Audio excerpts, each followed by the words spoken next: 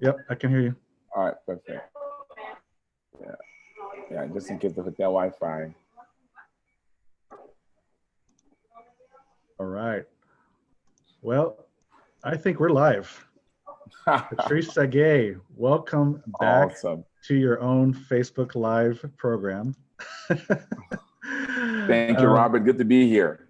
Hey, man, yeah, I'm becoming like you, man. You're training me. So here's the deal. One day, I'm gonna tell everybody that because of Robert, I have 1 million followers on Facebook. He taught me Facebook Live. yep, yep. So I'm glad I can make a convert out of you, Patrice. And we're so excited to be back on this Facebook Live. And so last week we talked about, hey, we need to come up with a name for this program, right? It's 10 minutes with Sergey or what it is. So I guess we settled on Ask the Coach. Yes. So everyone, as you're listening, the format of these 10 minutes every week, every Friday morning is really to answer your questions about your business, your unique situation, and what are ways that we can get Patrice to answer some questions. This is like free coaching, guys. Okay, so take advantage of it. Otherwise, you're paying what, $3.50 an hour or something like that to Patrice. Yeah, yeah. Take If advantage if of it. it's hourly, I love value based better because then it's about outcome. So Yeah, it could be $1,000 an hour. Who knows? yeah, exactly. So everyone, here, take advantage of this opportunity because it's hard to get Patrice's time anyway, and even as a board member, it's hard to get Patrice's time. So I encourage you to take advantage of this. Put your comments or put your questions in the comment section.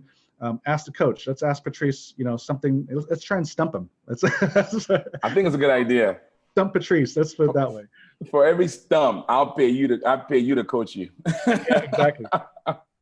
So what we want to do here is, really encourage everyone to just ask a question. You have a business issue, how maybe your faith is getting tested in business, or just if there's a specific issue around marketing or finance or leadership or whatever. Really encourage you to just kind of write that in and ask a question. So for today, I don't have necessarily a pre-planned question per se, but I did want to talk to you, Patrice, or ask you a question. I guess I'll be the first one to ask a question. It won't be specific to my business. And if we don't do well, you may be the only one for a while. Yeah, exactly. If we don't get any of the questions, it's going to be, you guys are going to suffer from hearing my questions. So if that's an incentive, I don't know what is. So Patrice, I want to, you have an awesome book called The Jar of Oil, based off of, 2 Kings chapter 4, the widow and the oil. I use it a lot too when I'm teaching or when I'm coaching clients. It's, the setup is, as you know, really encourage everybody to get the book, because the 4 verses in that in 2 Kings is one thing, but Patrice does a great job on putting together this whole concept of this jar of oil. And one of the things I take away from that story is, the widow, she was obviously in debt because her husband that passed away left her with a lot of debt. She runs to the prophet Elijah to get a word from the Lord about what to do. Right. And Elijah just asked her, what do you got? Right. And that's so, I think for most of us, if not all of us, we're always looking for an answer outside of what we have. We always overlook what God's already given us. And Elijah said, what do you have? And she said, like everybody else, says, I don't have anything. I need something else. But she did say, oh, I got this jar of oil. Isn't that the default? Pause there for Yeah. a minute, Robert, because that is that to me is a powerful illustration. I have nothing. Yeah. But in other words, whatever I have is insignificant. Mm-hmm. It hasn't helped me so far, won't make a difference. My situation would have changed if I had anything of value, right? And that's the attitude. We got to change that. Yep, exactly. I see it all the time. Every time I'm with a new coaching client, a new consulting client, they're always like, I need this, I need that. They have a laundry list of things that they need. And I'm like, wait a second, let's focus on what you got.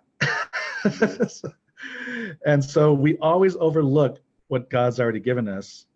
And just like what Elijah told the widow is, take that jar of oil, get many empty vessels and many empty jars you can get, lock yourself in a room and just pour the jar of oil into these empty jars until it runs out. And so basically it's about multiply what you got. Amen. When you take action, God will multiply it, right? And so, but too many times we just don't. We're just not good stewards of. We just overlook the obvious. And so, I have a question for you, Patrice. I mean, you can elaborate a little bit more about the story, but also, what are some situations or examples from your own experience with some of the coaching clients that you've had where they finally identified that secret sauce that they could use to multiply to grow and take their business to the next level? Because there's a lot of people out there listening, facing the same situation. What do I do? I need something else. I need more money. I need more customers. I need this. I need that. What is it there in the business that they can identify as their jar of oil that they can multiply? So what's an example that you might have? That's a good question. Let me kind of go backwards. Let me start with a gal that I met with this week. She's from Asia, Malaysia to be specific. And now this is untested yet, but it's new. So she had hit a plateau. She had hit a ceiling with her business, and she was having the coaching session because she needs to figure out how to scale. Her challenge is that her business is very tied to her. It's a personality business. And so in her situation, so we just talked about, do you have?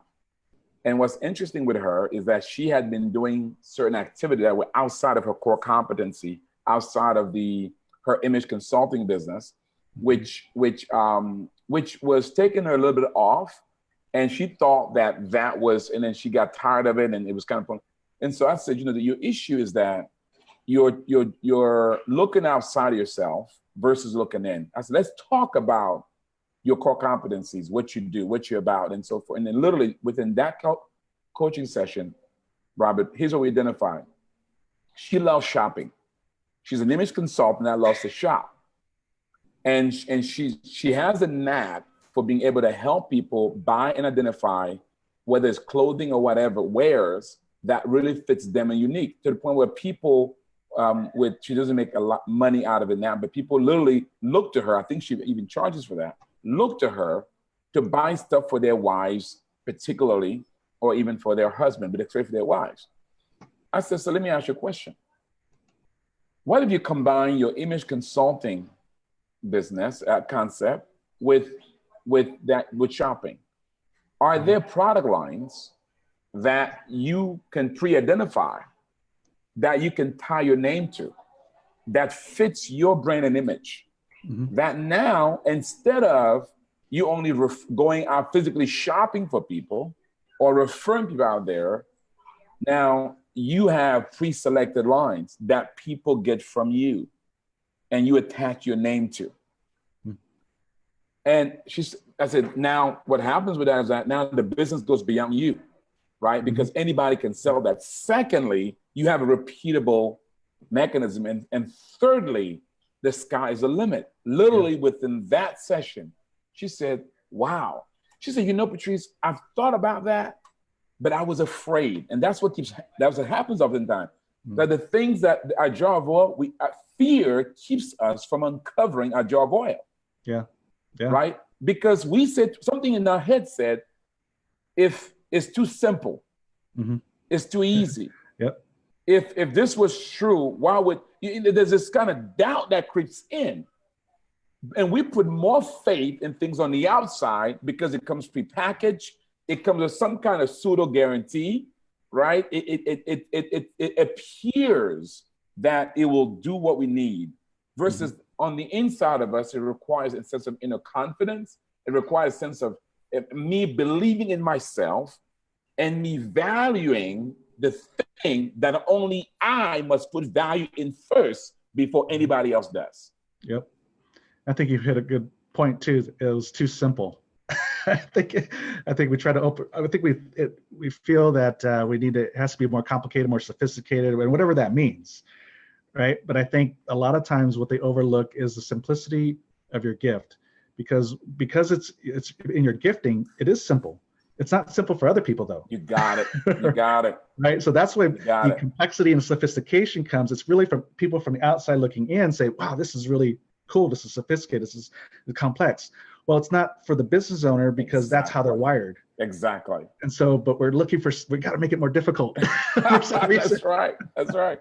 We somehow think the more difficult it is, the more valuable it is. No, the simpler it is, the more valuable it is. Yeah. Let me give you a second one. One, this is a more mature seasoned business. And this big one, financial advisor, top producer, so he wasn't hurting for money. But one of the things that this particular entrepreneur has is that he's a teacher. He's a gifted teacher. That's kind of his thing, right? And he has all these content. As a matter of fact, the other day I was in his office. He took me to I said, how much do you think might charge for this content? That we're trying to work it out for him. Mm-hmm. He said, well, let me tell you what I paid for the one that I have, that I've paid for years. He said, it's $5,000, $10,000. I said, really? So in this case, his jar of oil was the ability to package content that he's developed over the years, mm-hmm. his own unique content, mm-hmm. tied with his gift of teaching, and being able to create turnkey systems that other people in the financial industry mm-hmm. are able then to buy so that they mm-hmm. can have the same success he's had. Yeah. Yeah. And I mean, again, to him, he said to me, do you think somebody would buy this? I said, wow, you're a top producer. You have track record of success. And guess what? This is what has worked for you. Right. Yes, other people will buy it.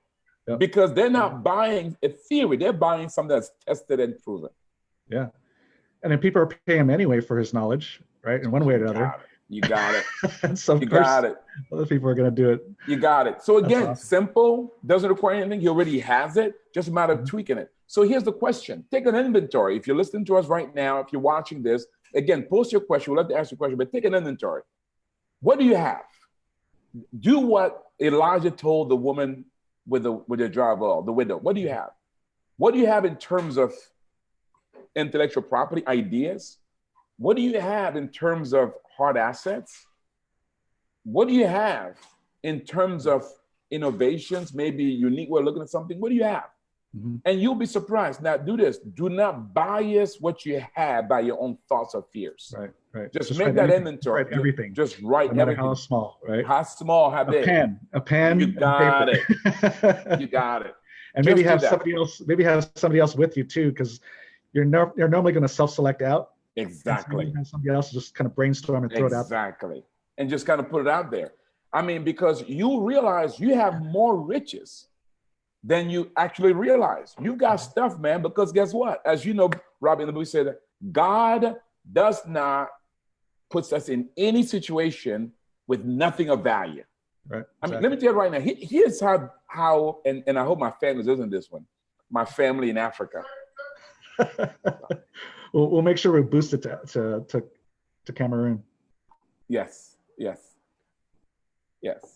So, one of the things that I'm in the hotel lobby here, they said, Patrice, calm down. I'm actually in California picking my kids. So here's the deal. So my family, right now, we're going through a succession challenge.